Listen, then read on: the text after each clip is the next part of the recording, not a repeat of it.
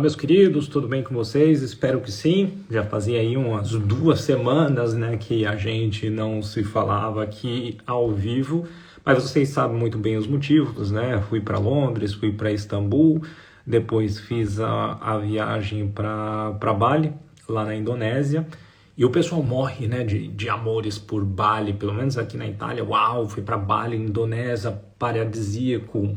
Honestamente, a terra quente, úmida pra cacete, e todas as belezas naturais que existem lá, de verdade, ou tem aqui na Itália ou tem aí no Brasil. Ou seja, você definitivamente não precisa viajar para a Indonésia para ver as coisas que você poderia ver aí no Brasil. Se você for para o Nordeste, tem tudo aquilo que você precisa com o climinha de Manaus lá na Indonésia. Então, ou seja, fica aí pelo Nordeste mesmo, e se você quiser algumas coisas de montanha e mar, você vem para a Itália. Pois bem, né, cá estamos, após essas 2 semanas, muita coisa aconteceu e eu quero começar respondendo a pergunta que foi feita ali na caixinha, que é em relação ao quanto, né, tamanho da base para a gente poder adicionar filtro.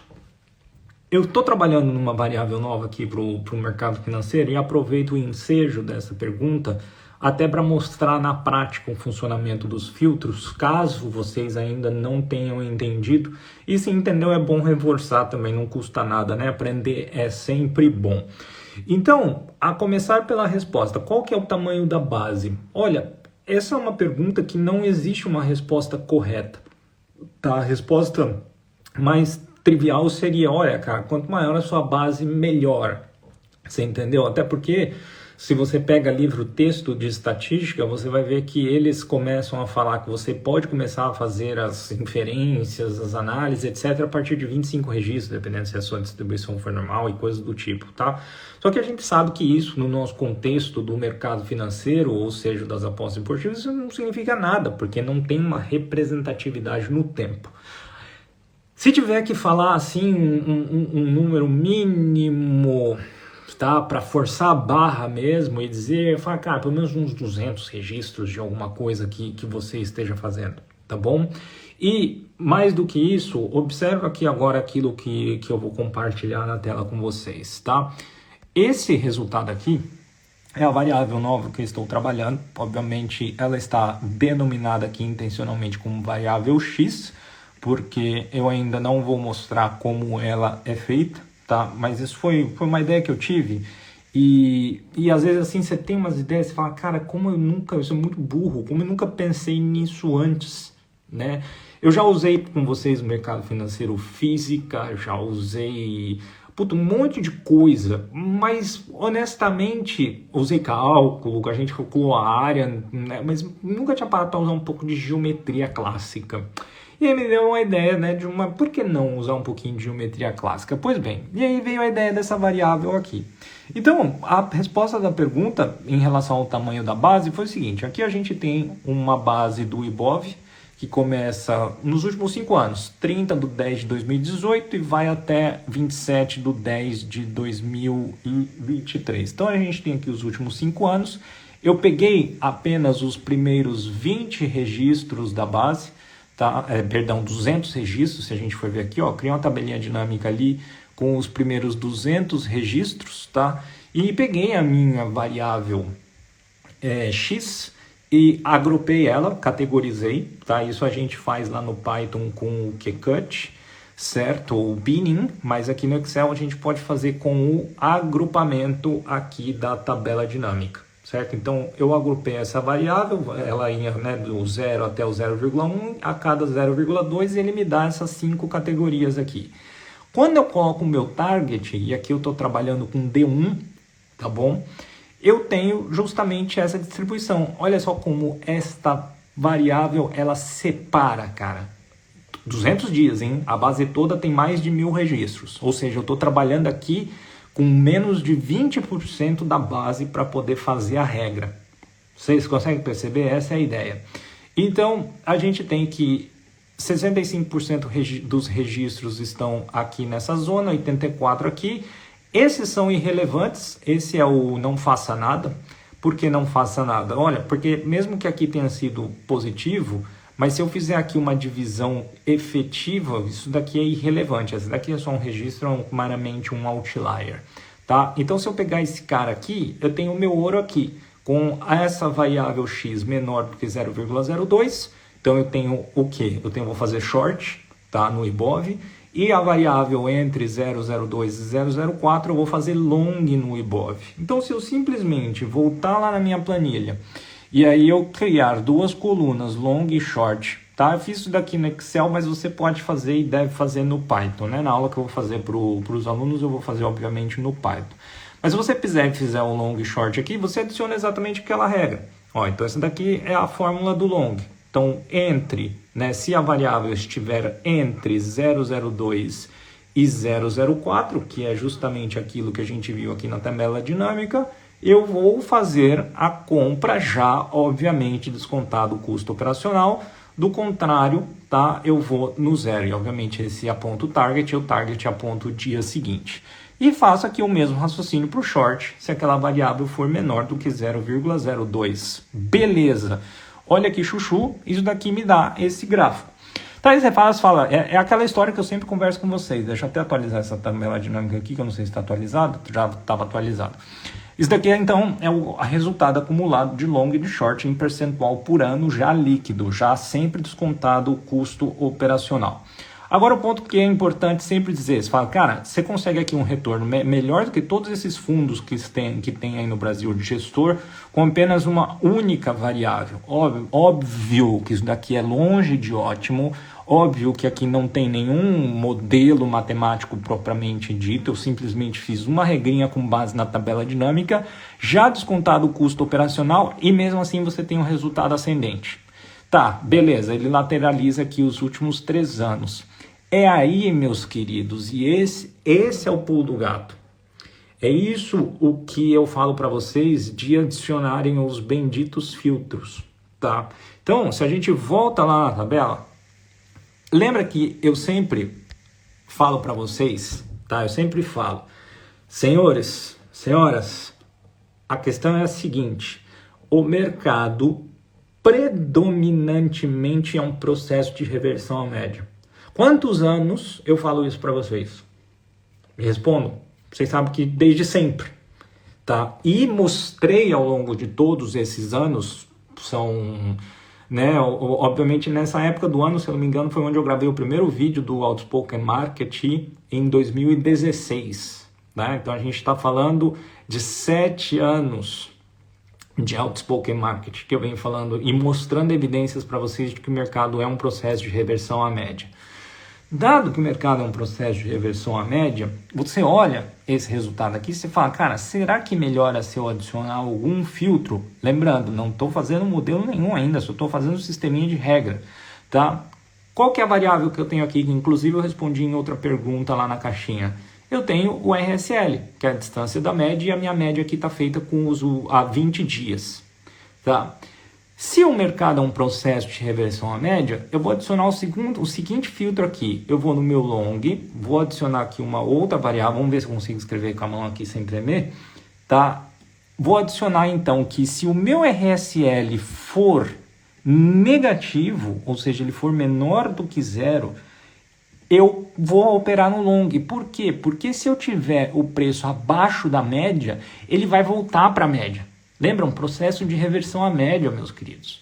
Então eu coloco aqui, se o RSL for menor do que 0, eu adiciono isso àquele filtro, né? Aquela nossa regrinha da variável X, e aí a gente tem esse gráfico. Agora eu vou apertar o botão aqui para aplicar para todas as células.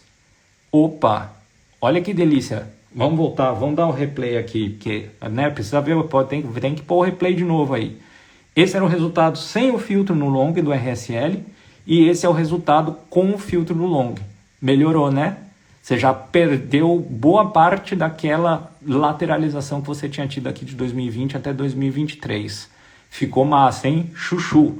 Legal. Agora a gente pode seguir, né? E deve conseguir seguir o mesmo raciocínio para o short. Ora, se o mercado é de fato um processo de reversão à média, então se eu pegar agora e colocar o RSL maior do que 0, ele tem que me favorecer o long. Se funciona para um, tem que funcionar com o outro, tá? Então vamos lá, aqui, deixa eu voltar aqui para o Excel, a gente vai lá na fórmula do long, vou adicionar o filtro, então se o meu RSL for maior do que 0, porque estou assumindo que eu vou estar acima da média, se eu estou acima da média, portanto, eu vou voltar para ela, e isso favorece o meu short. Vamos dar uma olhada aqui no gráfico, a gente põe, pronto. Ah, Leandro, mas deu uma piorada aqui no drawdown. Deu uma piorada no drawdown, mas você, no resultado final aqui, não teria um drawdown, e você tem aqui um resultado, tá? Vamos atualizar a tabela dinâmica. Ó, só tem 2021 negativo. Claro, você vem falar para mim que fala, nossa, mas deu só 15% de retorno líquido em 2022. 15% de retorno, tá? Se vocês estão achando que isso é pouco, minha gente, vocês precisam rever os conceitos da vida de vocês urgentemente. Lembra que duas coisas. A gente está falando de uma única variável, de duas regrinhas que eu criei aqui para vocês.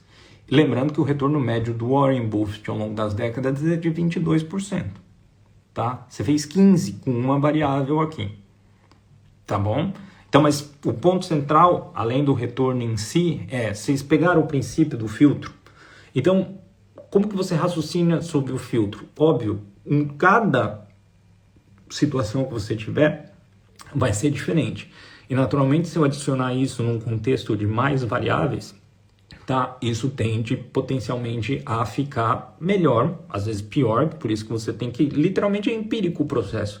Isso que chama data mining, né? Mineração de dados. Então você vai trabalhar justamente esse contexto para que você possa aprimorar o seu gráfico. Leandro, mas honestamente, eu gostei mais do gráfico lá sem o filtro no short, né? Eu não gosto, porque você fica aqui, ó, com 3 anos de lateralização.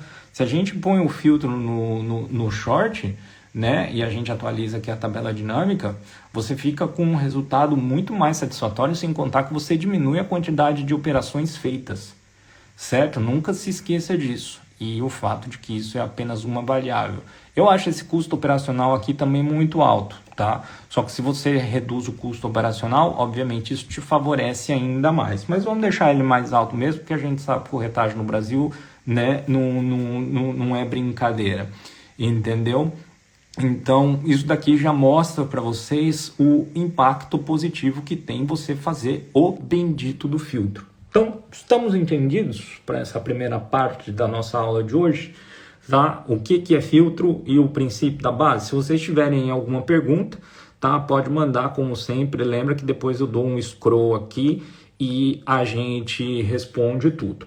Então, essa é a parte que compete ao mercado financeiro. Beleza, vamos falar então como está andando ali o resultado da nossa amiga, tá? Aposta esportiva. Aqui a gente tem o resultado atualizado até os jogos de hoje, né? Então aqui é aquele resultado jogo por jogo. A gente está caminhando depois do drawdown que teve nessa semana que eu fiquei fora, sendo já recuperado, a gente voltando ali para bater o topo histórico. Se a gente olha o valor agregado por dia, né, a gente teve justamente aquele drawdown, aí a gente recuperou na sexta, a gente perdeu tudo de novo no sábado, a gente recuperou no domingo e hoje deu um pedacinho aqui para cima. Então a gente no resultado acumulado está ligeiramente acima daquilo que é esperado, né? Olha, meus queridos, agora sendo bastante honesto com vocês, não é algo que me deixa muito contente, tá? De verdade, eu tô até atualizando aqui o site da Betfair, né, para mostrar para vocês. Então, esse aqui é aquele binguelinho, né, que eu mostrei ali para vocês, tá? Tem algumas coisas que eu preciso corrigir no meu modelo, que é, por exemplo, isso aqui, ó, Botafogo e Cuiabá, tá? Toma uma talagada aqui de 16,80, lembrando que eu aumentei o stake, tá? E obviamente que eu aumentei o stake e me deu drawdown. Mas quando a gente olha aqui todo esse contexto, fala, cara, tem que evitar isso daqui. Primeiro ponto. Segundo ponto, nesse modelo que era a versão 18 que eu estou rodando aqui, eu estou fazendo operação demais. Então, significa que para ter um yield decente, né, ou para ter um retorno decente, eu tenho que fazer uma movimentação muito grande de dinheiro, porque eu estou, né, recuperação rápida do drawdown, mas foi pura sorte. Na verdade, né, se você for ver, isso daqui é sorte, meu caro, tá? Porque você vê, eu recuperei, beleza, num dia, ele deu aqui no dia aqueles, né, aquele drawdown de 70, depois outro deu 79 e hoje está dando 5. Tá? Mudou alguma coisa aqui. Pode ter sido só a rodada zoada, que a gente sabe que teve zebra pra caramba na rodada, ou pode ser o modelo dando uma sambada. Mas independentemente se é a rodada ou se é o modelo dando a sambada, o negócio tem que continuar bom, certo? Então isso não é desculpa. Aí, né, essa pessoa que vos fala aqui estava 17 horas dentro do voo para chegar até a Indonésia e depois 17 horas no voo para voltar da Indonésia com 2 horas de escala em Doha, no Catar. Eis que me veio, né, uma ideia, eu falei, gente, preciso fazer um modelo na qual eu volte a operar menos. Lembra do V11? Onde eu fazia 12% das operações? Tá?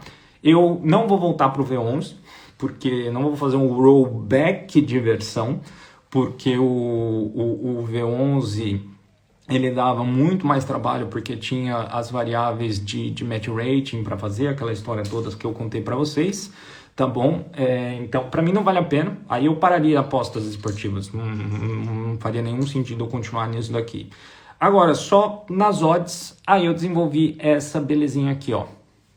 E esse é um modelo que, a partir dessa semana, tá? E aqui já estou com a minha base atualizada até o último jogo, né? Então são 3.913 jogos acumulados aqui, tá? Então, na verdade, essa daqui é a minha versão 24, tá? Depois eu explico aqui as versões, porque eu fui fazendo um monte de coisa e eu vou deixando registrado aqui o tempo, né? O 18 era o que eu estava usando, a 19 e 20 elas são fracas. Tem um modelinho de back que eu estou trabalhando aqui, ó, bem legalzinho. Eu ainda não consegui fazer funcionar o back home, né? Mas do back no away tá legal. Opera só 6% dos jogos, tá? E isso daqui tá um resultado bem decente, tá? Mas ainda é só uma versão. Eu copio as planilhas, depois eu esqueço de mudar os nomes, tá? Mas essa daqui é a versão 22. Que a versão 22 é a versão de back, tá? Mas o objetivo não é o back agora, o objetivo é eu trabalhar com vocês esse cara aqui. Então, olha que delícia o yield que ele me dá, 11%, tá? Não preciso dizer, e opera aqui em média 11% dos jogos. Esse resultado aqui, se eu adicionar ainda um spread de 20%, repito, 20% nas odds, tá? Então vamos supor que entre a hora que eu coletei, depois aí eu vou entrar no jogo, o mercado se mexeu e a odds mexeu 20%, tá? Esse modelo tem que resistir, ele tem que resistir. Então vamos jogar aqui, ó, 20% de spread na odds que eu pego para fazer as entradas, tá? Ele ainda me dá um puta resultado. Ou seja, a ideia é que para isso daqui acontecer aquilo que aconteceu aqui, tenha que ser de fato uma tragédia, né? Tinha que ser de fato uma tragédia. Me deixa feliz isso. Leandro, mas você vai operar menos aqui? Pelo menos agora eu vou precisar de menos grana, tá? Posso aumentar o stake, porque lembra, tinha aquele problema, eu entrava em 80% dos jogos.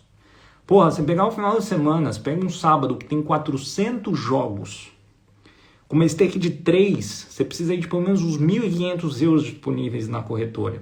Se eu aumento o stake de 3 euros para 3,50, tá? Eu aumentei um pouco menos de 20%, então significa que eu tenho que aumentar 20% a quantidade de capital lá. Vocês entendem o raciocínio? Então não vale a pena, na minha opinião, não vale a pena você entrar em 80% dos jogos. E você, de fato, provavelmente essa volatilidade que eu tive aqui foi porque eu mudei o modelo, eu passei a entrar em 80% dos jogos, aí é loucura. Aí deu zica, aí depois deu tudo muito bem, depois deu tudo muito mal, depois deu tudo muito bem de novo, né? Só que, e se não tivesse dado esse dia aqui, minha gente? Exato, meu caro, eficiência. Mas, né, vamos lá, a gente está trabalhando aqui com um pouco de componente de imprevisibilidade com a partida de futebol. E se eu não tivesse dado aqui esse dia bom? Se me tivesse dado aqui um outro menos 71, tá? Esse cara aqui ia estar aqui embaixo.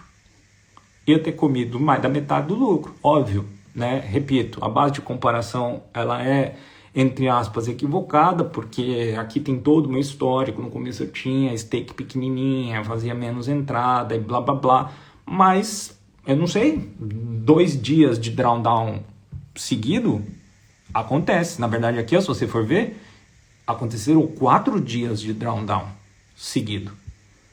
E se me acontece 4 aqui dessa magnitude, pode acontecer. E aí, eu vou ficar ali, né, negativo? Vocês estão entendendo onde eu estou querendo chegar? Tá? O meu modelo não deu esse dia bom. Tive uma sequência de menos 60, menos 40. É, exato, acontece. Eu peguei menos 70 aqui. Se eu não tivesse acertado esse aqui, né, ia ser essa talagada aí. Por isso que eu estou fazendo e comunicando oficialmente essa migração aqui. E naturalmente, se a gente for pegar, né, o momento recordar é viver. Quando eu comecei com a aposta esportiva, qual que foi o principal ponto que eu falei para vocês lá no começo? Foi, pessoas, eu quero fazer junto com vocês a trajetória de como é você pegar um assunto, desenvolver um modelo do zero e ir trabalhando constantemente esse modelo até um momento no qual você atinge um nível de maturidade. E fui documentando, né? Agora na primeira semana de novembro já vão dar 4 meses, gente, que eu tô aqui falando com vocês desse negócio. Você vê como o tempo voa, são 4 meses, tá? Que a gente tá falando disso aqui. E nesses 4 meses que vão ser completados ainda, vocês viram a evolução, vocês verem que eu tô aqui numa versão 24, e o trabalho é constante, tá?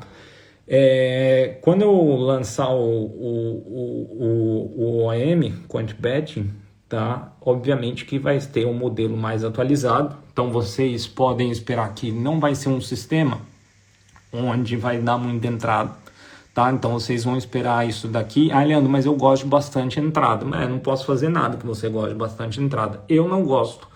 Tá? Eu prefiro ter uma entrada com muito mais qualidade, que me permita colocar um stake mais alto, né? Que eu tenho uma esperança matemática, repito, mesmo que eu pegue um spread de 20% nas odds, ela ainda seja de 76 centavos por jogo, nesse tamanho de stake, que são só 3 euros, tá? Lembrando sempre disso, e ainda assim eu mantenha, né, um resultado bom, mesmo com todo esse spread, que vamos supor que aconteça, certo? Então, é eficiência, tá? É você ter, mais do que eficiência só, é você ter resiliência. É isso que você tem que buscar num modelo, tá? Resiliência, tá? Curioso como modelos diferentes sofrem da mesma forma esses dias menos bons, né? Mas meu caro André, eu acredito que o fenômeno relacionado a isso, tá, é que, de fato, lembra, você tem a componente aleatória. Assim como no mercado você tem, na aposta esportiva não é diferente, né? Você tem aquele ponto que favorece, que é aquilo que eu sempre falo para vocês, né? As probabilidades não são iguais. Então você tem, de fato, certas vantagens, né? Mas acontece. Cadê o Chelsea, Timeco, né? Perdeu. E aí, quem estava ali, né, contando com a vitória do Chelsea, tomou nada. Botafogo e Cuiabá. Botafogo perdeu. Em casa, 1-0. Tá? Acontece. Entendeu? Então isso rapa o dinheiro da galera mesmo. Tá? Lá é rapar o dinheiro da galera. Então, modelos diferentes, mas mais ou menos, tá? A gente segue uma mesma estrada. Você entendeu? Não pense em aplicar algum tipo de controle de hedge? Penso. Esse aqui, ó, acertando bastante, né? Até nesse aqui, ó. Controle de hedge é esse aqui, ó. Drawdown baixinho aqui controlado, ó. Hedge, né? E uma taxa de acerto com esperança matemática alta. Esse é meu controle de hedge, tá? Exato. Ali tem ali, ó, o Neo Valklemir falando, você tem as probabilidades favoráveis, porém terá dias que a zebra reinará, e de fato, e principalmente se você aumentar a mão, né? Ninguém sabe como tá a cabeça do jogador. Exato, tem um componente da aleatoriedade. Aí entra o drawdown, e o grande ponto, né? Se você tem um método que performa positivamente, ele vai sofrer o drawdown, mas depois ele vai recuperar, tá? Aquilo que eu falei para vocês, os motivos são: não estou contente com entrar em 80% de jogos, colocar todo aquele volume para ganhar 71, você entende? Pessoas, se não vale o trabalho, cai fora, tem mais o que fazer, né? Então eu tenho a ambição de fazer isso daqui valer a pena. Repito que estou colocando boa parte do tempo nisso daqui de fato como um investimento, né? Então tem que fazer valer a pena, né? Senão é aquilo que eu falei, a gente para e a gente segue a vida. Dá dinheiro, mas até aí eu prefiro o VIX, faço outras coisas, você entendeu? Então a oportunidade não falta. Por hora tá bem, tô contente, tô satisfeito, né? Agora a gente vai colocar isso daqui, então eu continuo mostrando os resultados para vocês e a gente segue, tá? Que, repito, o desafio intelectual aqui também tá muito bacana. Você fazer 24 versões de modelos, cara, não é foda. Uma outra coisa que eu queria mostrar para vocês aqui, olha que interessante, tá? Para você ver como a rodada de fato foi zoada. Lembra que um modelinho que não estava usando, mas que eu estava namorando, era a cadeia de Markov, né? Olha a azedada na praça que deu aqui a cadeia de Markov.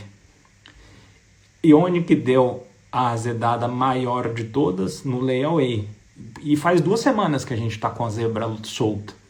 Quem acompanha o futebol aí de perto sabe que faz 2 semanas, tá? Não foi só a rodada desse final de semana, de fato, desde do final de semana anterior, de alguns jogos durante a semana, que estão tendo alguns jogos assim bastante inesperados, né? A cadeia de Markov não aguentou. Vou excluir a cadeia de Markov. Tá? Não vou excluir não, eu quero ver até para ver se ela vai esboçar aqui uma recuperação, tá? Até porque se você for ver, é um drawdown forte, né? Vai dar aqui uns 200 euros de drawdown, mas quero só ver o quanto ela é resiliente, porque se um modelo, e esse é um outro ponto, esse modelo novo, vocês viram que ele vai independentemente do regime de mercado. Se você tem um modelo que fica meio à mercê do regime de mercado, tá? Também não é bom, porque existem evidências aí que esse ano, tá? De fato, a gente talvez esteja no ano mais atípico, qualquer coisa estaria dando dinheiro, né? Tava conversando isso com alguns amigos aqui e é isso mesmo, tá? A zebra solta não seria oportunidade para tentar um modelo de empate? Mas aí eu tinha que sentar a bunda aqui, meu caro Siddhartha, para fazer um modelo de empate. Não fiz, eu fui atrás de fazer um modelinho de back, né, que é aquele que eu mostrei para vocês aqui, tá? E repito, acertei o back away aqui já, tá? E só que tá de lado no back home, ou seja, não tô conseguindo pegar aqui. Aí pelo menos também a zebra não tá ferrando tanto, né, a ideia. E o lei também cobriria o empate, né? É que na verdade, acho que o Siddhartha quis dizer ali, o modelo de empate, talvez o modelo de lei para o empate, não sei, porque aí de fato pega até a vitória da zebra, né? Porque se eu der lay home, mas a zebra empatar, beleza, eu ganho, eu der lay away, perdão, e a zebra empatar, eu também ganho, né? Então também cobriria. Outra pergunta ali, o fato de ter uma entrada menor, isso já não é um certo controle de hedge? Sim, tanto é que você viu o que aconteceu no meu gráfico de resultado ali, que eu fazendo uma quantidade de entradas muito grande. Eu fico bastante à mercê.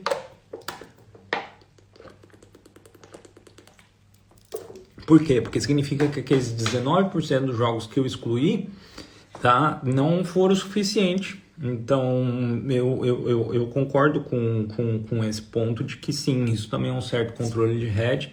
Mas eu repito, meus queridos, o melhor controle de hedge é uma linha para cima. Tá? Ter modelo acertar. Esse é o melhor controle de hedge que existe no mundo, é você errar, não errar, ou errar pouco. Tá?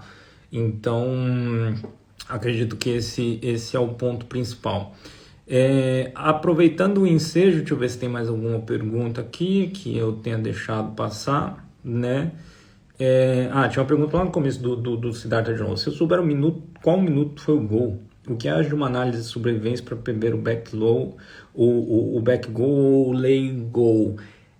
Na verdade, Siddhartha, inclusive, acho que a aula que está no YouTube, eu até mostrei qual que é a equação que rege o tempo do gol, tá? Então, assim que sai o gol e a odds dá aquela bagunçada, porque ela vai estabilizar, se você entra ali, tá? Se você consegue calcular, e eu coloquei as equações lá naquela aula, a taxa de decaimento da odds, ou a taxa de aumento da odds, depende, né, se você está em back ou você está em lay, você consegue calcular essa taxa de variação da odds, e como em média,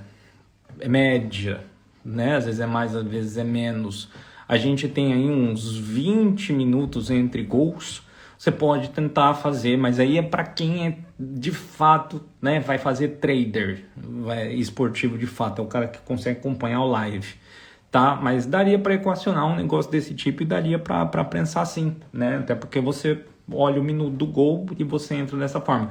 Foi o primeiro grande teste que eu tive, né? Até eu ter a compreensão de que é foda acompanhar a live porque você precisa ter tempo. E não era o meu caso. Um outro ponto, já que a gente está falando de live, ontem, por curiosidade, na hora que estava tendo a maior quantidade dos jogos, que é ali entre as 4 e as 6 da tarde, eu entrei. E eu me lembro bem no começo dessa história de trade esportivo, tinha uma pergunta que me fizeram que era: Leandro, você entra no teu modelo e se você na hora que tomar um gol da zebra e etc, você encerrar, né, para não tomar o head inteiro, ou potencialmente, se você já estiver no green, porque potencialmente o favorito ou aquele que você estava a favor já tiver feito gol e tiver positiva a sua saída, você realmente sair já, tá? Não sei se é sempre, mas ontem, daquilo que eu olhei, o resultado poderia ter sido bem melhor, porque daria para ter cortado vários heads pela metade.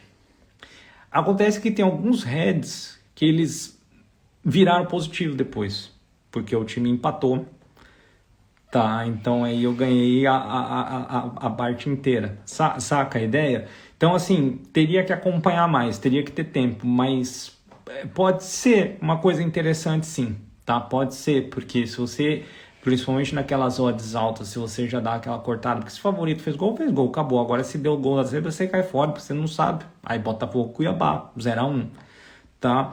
Wellington, você tem feito, né, meu caro, um trade no live, mas de fato precisa ter tempo, exato, tem que fazer pelo menos um terço do dia, pegar um jogo planejado, ficar ali na frente, né, se você tem um tempo para dedicar, beleza, se você não tem, consome demais, te suga demais, e justamente no final de semana, né, que para quem tem outros empregos fica mais complicado, né? Se você é profissional liberal ou se você é freelancer, tem uma semana relativamente, né, mais tranquila, você pode até dedicar o seu tempo, né? Mas segue em frente, meu cara, você tá indo bem pra caramba nesse negócio aí, parabéns mesmo.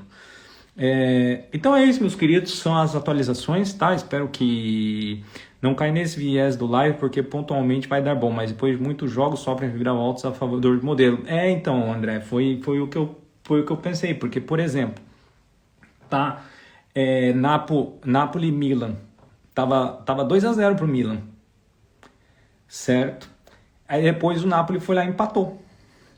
O outro exemplo, aqui do campeonato italiano, Cagliari e Frosinone, tava 3-0 pro Frosinone fora de casa. Mas não deu o segundo tempo, o Cagliari virou o jogo e fez 4-3. Você entende? Que tá, né? Então, por isso que eu disse, teria que observar. Ontem, por coincidência, teria dado muito bem. Mas eu não sei isso, né, a longo prazo. Até porque se você for... Qual que é o principal problema de você fazer isso? É você eliminar a tua média do green aqui. Beleza, você diminui o red, mas você também não está pegando o green cheio, né? Então talvez dê na mesma, ou pior, tá bom? Live seria um novo modelo e uma nova estratégia. Mas acredito que eu concordo plenamente com você, meu caro. Seria uma outra... Seria, por exemplo, o que o Wellington tá fazendo. O Wellington foi pro live.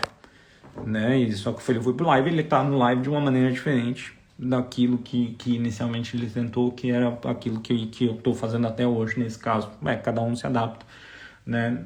Cada um faz aquilo que melhor tá de acordo com a sua realidade.